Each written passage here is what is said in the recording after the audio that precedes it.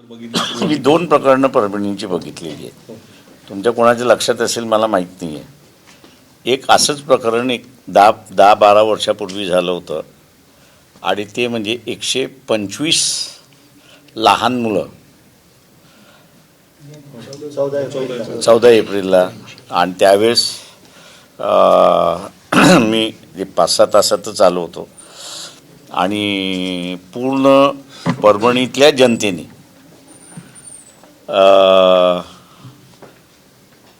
स्वतःच्या घरातले कूलर्स, चादरी, औषधाला लागणाऱ्या मेडिकलचे दुकानं जे होती त्या सगळ्यांनी असणारं स्वतःहून एक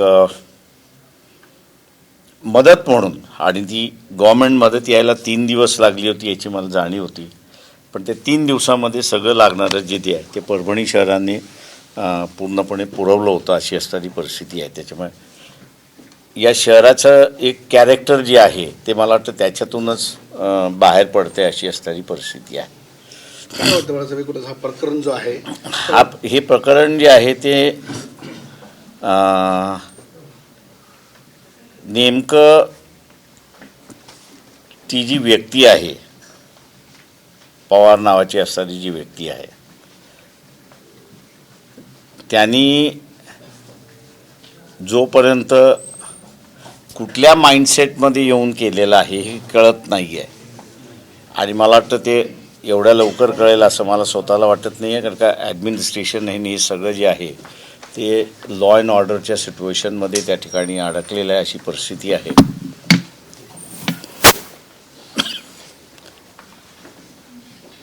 त्याच्यामुळे मला असं वाटतं की या परिस्थितीवरती कुठल्याही पद्धतीने असणारं भाष्य करणं आणि पोलिसांची जे ॲक्शन झालेले आहेत, या पोलिसांच्या ॲक्शन्स ज्या आहेत या कोऑर्डिनेटेड होत्या की अनकोऑर्डिनेटेड होत्या याचंही अजून असणारं कुठेही स्पष्टपणे येत नाही आहे. मी शासनातल्या काही अधिकाऱ्यांशी ज्यावेळेस बोललो तर ते म्हटले आज आमची असलेली पहिली प्रेफरन्स जी आहे ती लॉ अँड ऑर्डर मेंटेन करणं, शांतता मेंटेन करणं आणि एकदा ते झालं की मग असणारं हे कोऑर्डिनेटेड एफर्ट होते की अनकोऑर्डिनेटेड एफर्ट होते याचा आम्ही असणारा एक तपास त्या ठिकाणी करणार आहोत. आणि मी असणारा मानतोय त्याच्यामध्ये की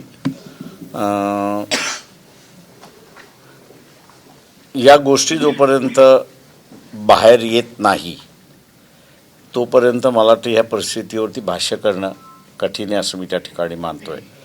माझा अजून असणारा इथले SP असतील किंवा IG असतील दोघांशी टेलिफोनवरतीच बोलणं झाले, पण प्रत्यक्षात काही रुबरू झालेलं नाही. आणि या वातावरणामध्ये मला नाही वाटत असणारं की एक थोडंसं मोकळेपणाने मलाही बोलता येईल आणि SP आणि IG बोलता येईल अशी असणारी परिस्थिती आहे. त्याच्यामुळे मला पुन्हा असं एक राऊंड मारावंच लागेल असं मला त्या ठिकाणी दिसतं की ज्याच्यावर की परभणीमध्ये हा प्रकार घडला, लाठी हल्ला, बाजूला बीड जिल्हा आहे, सरपंचाची क्रूर हत्या होते, पोलिसाचे अधिकारी आरोपीसोबत सहभागी आहे, कायदा आणि सुव्यवस्थेचा जो मराठवाड्यातला प्रश्न आहे, सरकार आलेलं आहे, आणखीन गृहमंत्रालय कुणाकडे माहीत नाही. काय वाटतंय हे सर्व? नाही, म्हणूनच मी म्हणालो त्याच्यामध्ये की म्हणजे ज्या पद्धतीचे असणाऱ्या देशमुखच्या हत्येंवरती सायलन्स आहे हेही माझ्या अंदाजानं एक गूढ आहे असं मी त्या ठिकाणी मानतोय.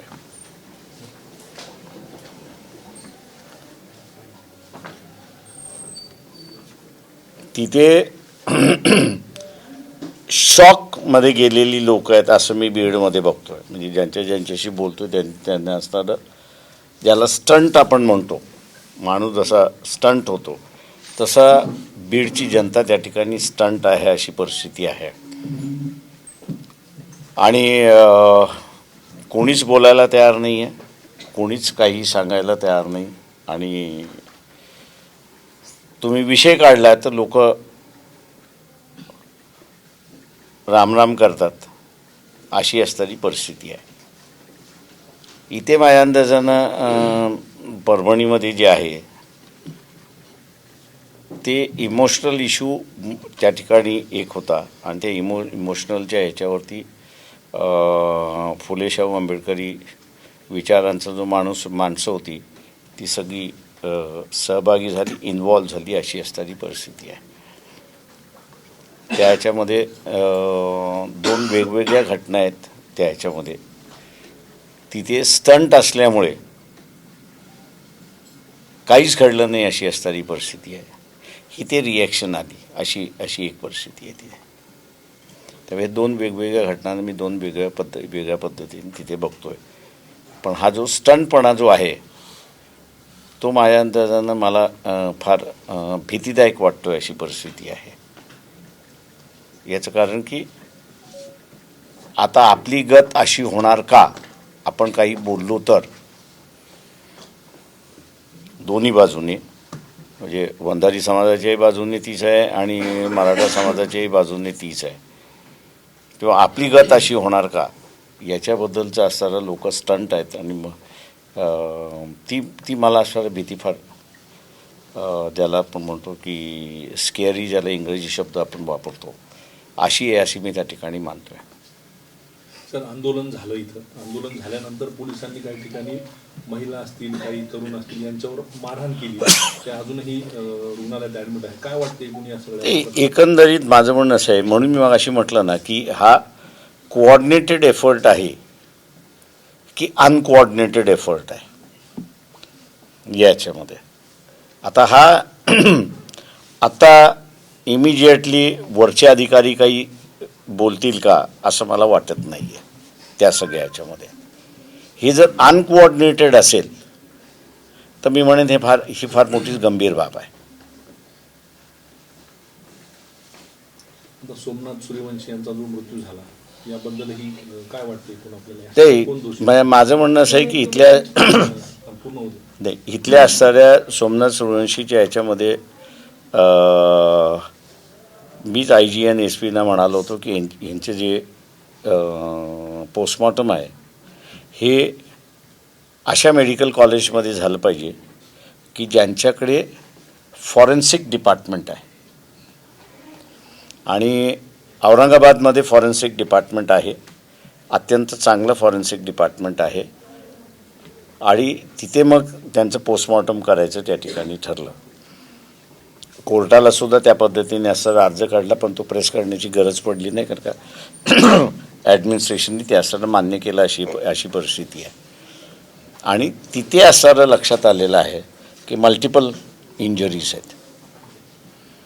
ते म्हणजे मी नेहमी म्हणत असतो की आपल्या इथे पोस्टमॉर्टम म्हटलं की विस्कारा काढून घेतला की लोकांना असं वाटतं नाही आता सगळं बरं होणार. लोकांच्या माहितीसाठी असताना सांगतो की पोस्टमॉर्टम हे दोन पद्धतीचं आहे. एक फॉरेन्सिक डिपार्टमेंट पोस्टमॉर्टम करतं आणि एक पॅथॉलॉजिकल डिपार्टमेंट असणारं पोस्टमॉर्टम करतं. पॅथॉलॉजी हे जे पोस्टमॉर्टम करतं ते विस्कारा काढून घेतं आणि लिक्विड ॲनालिसिस करून पॉयझन आहे की नाही, अमुक आहे की नाही, ही त्याच्यामध्ये असणारं सांगतात. परंतु आता जे असणारं सूर्यवंशीचं जे असणारं फॉरेन्सिक डिपार्टमेंटने जे पोस्टमॉर्टम केलेलं आहे त्याच्यामध्ये सगळ्यात सूक्ष्म बाबी ह्या आलेल्या आहेत. त्याच्या नर्व्स कशा होत्या, त्याचे मसल्स कसे होते, त्याचे बोन्स कसे होते, त्याला शॉक नर्व्सला किती बसलेला आहे आणि त्याच्यामुळे कॉज ऑफ डेथ हे आता तिथे इस्टॅब्लिश झालेलं आहे की त्याला मारहाणीमुळे त्याचा कॉज ऑफ डेथ आहे अशी परिस्थिती आहे. मी शासनाला असं हे म्हणतो आहे की त्याच्यामध्ये आपल्या इथे असणारा जिवंत माणसाला महत्त्व असतं पण मेलेल्या माणसाला महत्त्व नाही. तेव्हा MRI आणि CT स्कॅन हे जसं जिवंत माणसाचं मशीन आपण ठेवतो तसं ही जी ॲक्सिडेंटल डेथ आहेत या ॲक्सिडेंटल डेथच्या माणसाला सुद्धा MRI आणि CT स्कॅन हे जर मशीनमधून केलं तर तुमच्याकडे फॉरेन्सिक डिपार्टमेंट जरी नसेल तरी तुम्हाला असणारं त्याला इंजुरीज काय काय आहेत आणि त्याचं कॉज ऑफ डेथ हे तुम्हाला असणारं तिथे इस्टॅब्लिश होऊ शकतं अशी परिस्थिती आहे. त्याच्यामुळे शासनाला मी असं ते करणार आहोत की पोस्टमॉर्टमचे नियम जे आहेत त्याच्यामध्ये नुसतं पॅथॉलॉजिकल नाही तर असणारं फॉरेन्सिक डिपार्टमेंटच्या ह्याच्यामार्फत सुद्धा त्याचं पोस्टमॉर्टम झालं पाहिजे ते चेक. आज मला वाटतं सूर्यवंशीचं फॉरेन्सिक झाल्यामुळे त्याचं कॉज ऑफ डेथ तिथे इस्टॅब्लिश झालं अशी परिस्थिती आहे. बाळासाहेब परवाच्या दिवशी केंद्रीय मंत्री रामदास आठवले इथं आले होते. त्यांनी पत्रकार परिषदेमध्ये असं सांगितलं की जे गुन्हे आहेत ते गुन्हे वापस घेण्यासाठी मी मुख्यमंत्र्यांना बोललेलो बी आहे आणि बोलणारही आहे. मात्र काल मुख्यमंत्री देवेंद्र फडणवीस यांनी नागपूरमध्ये असं विधान केलं की हिंसा करणारे जे व्हिडिओ आहेत त्याच्यामधले आरोपींना आम्ही अजिबात माफी देणार नाही. केंद्रीय मंत्र्यांचं स्टेटमेंट सिरियस नाही का असं वाटतं तुम्हाला? No comments. सर, घटनेनंतर आतापर्यंत अनेक व्हिडिओ व्हायरल झाले. एक व्हिडिओ काल असं समाज माध्यमात व्हायरल झाले की त्यात एका व्यक्तीला अमानुषपणे मारहाण केली जाते. म्हणजे अमानुष तो व्हिडिओ ह्याच परिसरातला आहे. एकच व्यक्ती होता त्याला बेदम मारहाण झाली. अशा पोलीस कर्मचाऱ्यांना त्यांनी जे मास्क लावलेले होते ते पोलीस कर्मचारी होते की इतर कोणी होते असं सुद्धा संशय व्यक्त केला जातो. ते इथे नाही म्हणून मी त्याच्यामध्ये म्हणालो ना की बेसिकली 5 तासाच्या आतमध्ये कोमिंग ऑपरेशन जी आहे ही ज्यावेळेस सुरुवात होते त्यावेळेस अनगायडेड मिसाईल ज्याला आपण म्हणतो तसं महाराष्ट्राच्या आणि देशाच्या व्यवस्थेमध्ये काही सिस्टम आली आहे का ही. आणि म्हणून मगाशी म्हणालो की मी अधिकाऱ्यांशी बोलल्याशिवाय माझं मत त्या संदर्भातलं मी मांडणार नाही. पुढची दिशा सर काय असणार आहे? आपण आता सर्व वकील बांधव नाही, मी आत्ता असणारं जे आहे त्याच्यामध्ये की एक तर ज्यांची घरं फोडण्यात आलेली आहेत पोलिसांमार्फत, पोलिसाला कोणाचंही घर फोडण्याचा अधिकार नाही आहे एक भाग. त्याच्यामुळे त्याची रिस्पॉन्सिबिलिटी ही फिक्स करण्यात यावी.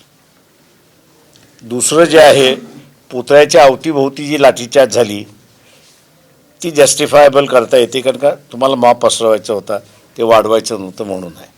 पण 1 किलोमीटरच्या बाहेर तुम्ही जे एकेकाला गाठून जे असताना मारलेलं आहे आणि अमानुष मारलेला आहे हा तो पोलीस आहे की पोलिसाच्या वेशामध्ये दुसरं कोणी आहे याची असताना आम्ही ती चौकशी करायला त्या ठिकाणी सांगितलेली आहे. आणि पोलिसाला सामान्य माणसाला म्हणजे तो दंगलीत नाही आहे किंवा दंगलीच्या 1 किलोमीटर बाहेर आहे त्याला तुम्हाला असणारा मारण्याचा अधिकार नाही किंवा पकडण्याचाही अधिकार नाही आहे. त्याच्यामुळे म्हणून मी अशी म्हणालो की बाय इथे कोऑर्डिनेटेड एफर्ट होतं की अनकोऑर्डिनेटेड एफर्ट आहे हा याच्यातला सगळ्यात मोठा भाग आहे असं मी त्या ठिकाणी मानतो आहे. आणि म्हणून वकिलांनी मी असं म्हटलं की ज्यांना मारलेलं आहे आणि हे केलेलं आहे अमानुषपणे त्याच्यासुद्धा केसेस तुम्ही असताना डिस्ट्रिक्ट कोर्टामध्ये दाखल करा. साहेब, जिल्हाधिकारी आणि जिल्हा पोलीस अधीक्षकांच्या एकूणच हे पूर्ण प्रकरण हाताळलं त्याला कसं पाहता तुम्ही? कारण जिल्हाधिकारी कार्यालय फुटेपर्यंत त्यांनी कुठलाही स्ट्रिक्ट ऑर्डर दिला नव्हता तर प्रकरण त्यांनी कसं हाताळलं असं तुम्हाला वाटतं? ते मला असं वाटतं की पहिल्यांदा ज्यावेळेस असताना हे म्हणजे स्पॉन्टेनियसली दंगल झाली असती तर मी समजू शकलो असतो की बा ती स्पॉन्टेनियस दंगल होती आणि त्या ह्याच्यामध्ये होती. पण इथे माझ्या अंदाजानं जे आहे म्हणून मी मग अशी म्हणालो की अजून मी थोडंसं ओपिनियन व्यक्त करायला हेजिटेंट आहे. कारण का काही व्हिडिओ मला असणारं पोलीसच लाठीचार्ज करतात आणि दगड मारतात आहेत हे आलेलं आहे. त्याच्यामुळे ते ट्युटर्ड व्हिडिओ आहेत किंवा क्लोनिंगचे व्हिडिओ आहेत ते बी थोडंसं जरा बघायला सांगितलेलं आहे. आणि मला एकदा कळलं की ते जेन्युइन आहेत मग मी माझं मत त्या ठिकाणी व्यक्त करेन. कुठले व्हिडिओ जे नागरिक फोडतायत ते का पोलीस फोडतायत ते? एसपींच्या दुर्लक्षामुळे हे आंदोलनची गळ त्यांच्यावर निलंबनाची कारवाई करावी. त्यांनी जर पावलं उचलली असते तर हे आंदोलनची गळ नसतं.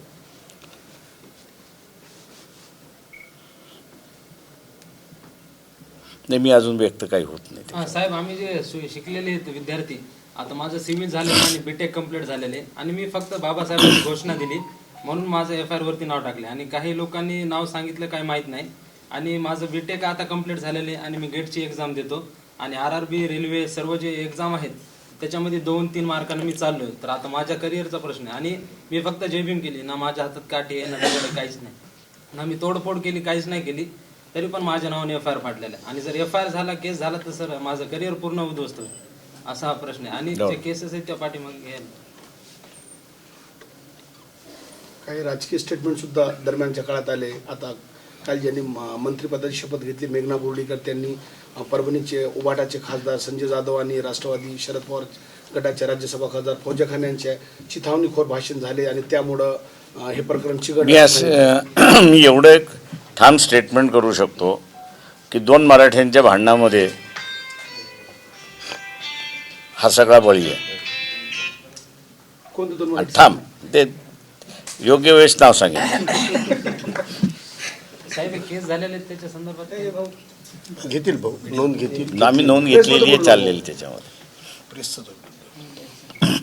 बाकी आता आज बस पुढे काय आता दिशा? कुठं म्हणजे या सर्वांच्या ते मी आता हे भेटणार. मी जसं मगाशी म्हणालो की ती बॉडी आली की त्याचा अंत्यविधी इथेच ते करायचं, त्यांच्या आईवडिलांचं आणि भावांचं चाललंय, ते होईपर्यंत मी इथेच आहे, मी थांबणार आहे तिथे. जनतेला काय आवाहन करणार?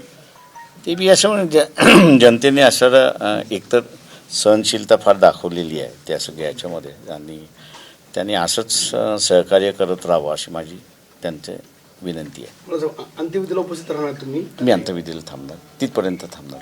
म्हणजे त्या ठिकाणी हा, स्मशानभूमीपर्यंत हा, थांबणार. हा.